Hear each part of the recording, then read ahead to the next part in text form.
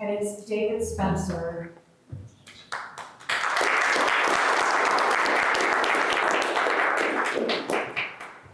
Okay, good evening. I'm David Spencer, running for County Commissioner CED. So I'll give you a little history about myself. My dad was in the Air Force, so I'm a military brat, and I moved around quite a bit. And what I learned about being in the military, my dad in the military, is that people died for our freedoms. And that American flag means a lot, and the national anthem. So those people that disrespect that, I can't tolerate it, because that's unacceptable because people died for that freedom. So that's my main point there. But moved here in '84 in Orem. My dad ran the ROTC program at BYU. I met my wife, Julie Crandall. She's from Springville. We have 4 kids, and we reside in Orem today. My kids wanted, I wanted my kids to play baseball because I love baseball. So we played Orem Youth baseball, and I was on the board for 12 years. And the city council at the time in Orem wanted to take the baseball fields out for a parking lot. The only open space in Orem, and you want to put a parking lot. To me, not very smart, in my opinion. So I ran, and I won. So 12 years later, I was on the city council 12 years, it's 3 terms. The baseball fields are still in Orem, so at least I accomplished something in Orem. Right? So the main reason I'm running for county commissioner is because I thought the tax increase in 2019 and 2025 of 67% and 48% was ridiculous. When you raise taxes, what does it do? It hurts the homeowner, but it also hurts the business, the commercial owner. That they get taxed on their business, but then they also get taxed on the inside assets. So they're getting double taxed, right? So you're going to kill the goose that lays the golden egg. So that's one principle. The other reason is, Brent alluded to it, the salaries went from 117 to 170, or 119 to 170. That is self-serving themselves. When I was on the Orem City Council, I never voted for an increase for me. I voted for the mayor because I thought he deserved it better. I will never vote for a salary increase for David Spencer if I'm on the county commission. I won't do it. Because I know exactly why I ran and what the salary is. I want to decrease the salary personally, and other people that are running against me do not want to do that. So I think that's just good politics, because when they were raising your taxes, they were raising their salaries, which to me that doesn't work for me. One concern I have with the county commission today is there is no transparency. Do you even know what the county does for you? They raise your taxes, and that's it, because you don't hear from them. Here's a story. I have a small business on the side, and I got a little pink letter from the county saying if your business is over $30,000, you need to do this, this, and this. And I didn't understand what the pink letter really understood, what it was talking about. So I called the county, the number they provided, left my information. You think somebody called me back? No. That has to change. County government needs to change. We need to serve the people, bottom line. I have a plan. Brent has a plan. I'm the only one in seat B that has a plan. It's on my file. First thing I want to do is create a transparency portal that's on the website that every citizen can see what I'm doing, am I attending my meetings, how did I vote, and as Brent alluded to, am I traveling foolishly on your dollar? Right? So you can see exactly what my schedule is, what I'm responsible for. Total open book. That's what government should be. The next thing I want to do, in Orem, we created a strategy and innovation team. That goes through every department. Maybe it's a mini Doge. You turn every department upside down and you find efficiencies. If it's not efficient, you got to cut the fat. In Orem, we did that. We found $1.7 million to save the taxpayer dollars. We didn't have to raise taxes at all. So that's another thing I want to bring. I want to make sure that the county commission meetings aren't on Wednesday afternoon at 2 p.m. Who can go to those meetings? If you have a job, you can't. So to me, that's not being transparent either. So we need to move those to the evening. 6 or 7 o'clock so everybody can attend. And then you can ask a question online too, on Teams. I want to do a county newsletter to let the citizens know it's going to go out electronically to show you exactly what the county commissioner is doing and what the county's doing for you. Every month you'll get a newsletter say, hey, this is what's going on in Genoa, this is what we're doing here, this is what we're doing for roads, this is what we're doing for infrastructure. So we're trying to give you more information so you can be dangerous, right? So you know what you're talking about. The next thing I want to do is there's a What's Happening in Utah County Facebook and Instagram page. Let's promote each city in Utah County. Let people know what's going on. Is there a rodeo in Eagle Mountain this weekend? This next weekend. Yes. Let's promote that so people go spend money in Utah County. If you go to Salt Lake County and spend it, what happens? Money's going there. We need to keep it in Utah County. When I was on the Orange City Council, I didn't shop anywhere but home. My wife got irritated with that, but that's okay.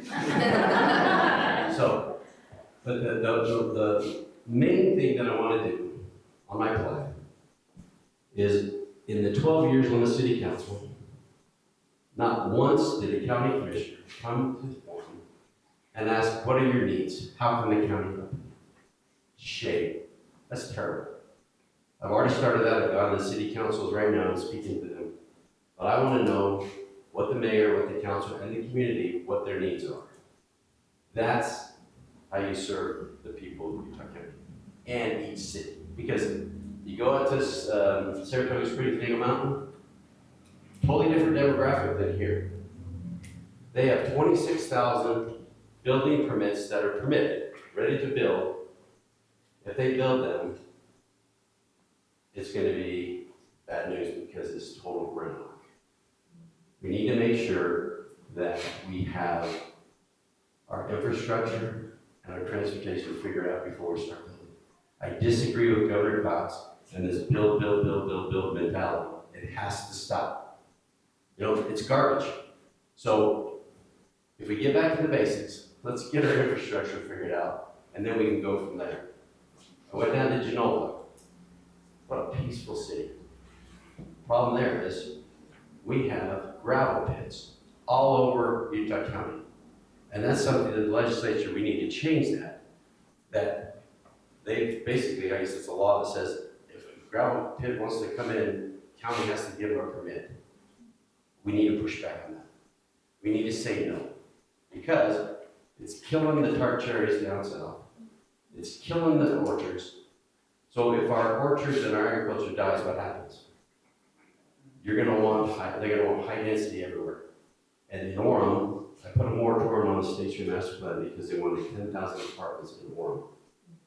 You build 10,000 apartments, then you've got the bus rapid transit coming down your State Street. You're putting medians in. You can't turn left or right. You got to go straight. Businesses will die. You're going to kill that economic engine. So I have a plan. Being on the city council for 12 years, I understand how budgets work. I understand how developers work too. They'll tell you one thing, but they're going to do another. That's why anything you do, you need to make sure you have a development agreement. So they have to live by that agreement. Bottom line. So, in the beginning, did we get to take advantage of it? Yes.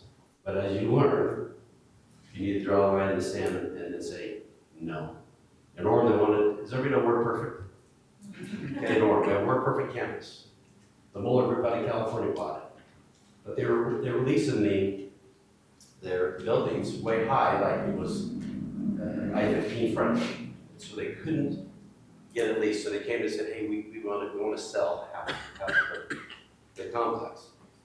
But this developer came in and said, hey, we need 350 high-density apartments. Well, I didn't cuss, but I said, heck no. Eventually, after 3 times, oh, this is the other great thing the developers say, it doesn't pencil. And when they say it doesn't pencil, that is greed, 100%. It's all about the money. So the good story is it ends well that from 350, we have 75 homes on 23 acres in Orem because it matches the integrity of that neighborhood and high density doesn't fit. So one thing that I'm proud of we did in Orem was we have a logo in Orem on our insignia. And it says, "In God we trust." Do you realize the pushback we got on that? It was unbelievable to me. Members of the church were pushing back on that. I'm thinking, you're nuts. This is a sifting of the wheat of tares, and you're sifting the wrong way. But I believe that we need to put God first. But the main motto I think in Utah County as a commissioner is the county has to be a place where families can thrive. Bottom line, that's the number one goal. And businesses can thrive. So I believe in private property rights. And then the state has to do it. Right. I think the law changed back in the day. It used to be you had to build the infrastructure, and then they changed it. Now I'm drawing a blank. The PIDs? No, impact fees. That's it. So you had impact fees. The developer, they had impact fees. So now they don't do the impact fees. So it's a different, sort of different. But I think you need to go back to basics. Is also, if you're building a subdivision, you need to help build a school, because the problem is with taxes. School districts, we see it, they keep layering these bonds. I mean, Alpine School District, there's $600 million bond that got voted down, but they still had to end around on a lease revenue bond, which is garbage. So the legislature need to take that I put a cap on it. Okay, yeah, well, It wasn't big. it needs to be capped lower than that, because But that's the main reason my opponent is running against me, because she was so mad that I put a cap no, on it. and I mean, I support Aaron Davidson, Brady Browner, and Brett Bowles, and I don't know this gentleman. You didn't know me yet. You know what? We have to have people that speak up and have a backbone. And I've got a backbone, but if you want change, I'm your guy, and so is Brett. If you want status quo, vote for Isaac Paxman. He's got the establishment up in Salt Lake City. And Carolina Heron's got the establishment in Utah County. I've not no buddies or friends at the county, so I can go in there and do that little mini doge.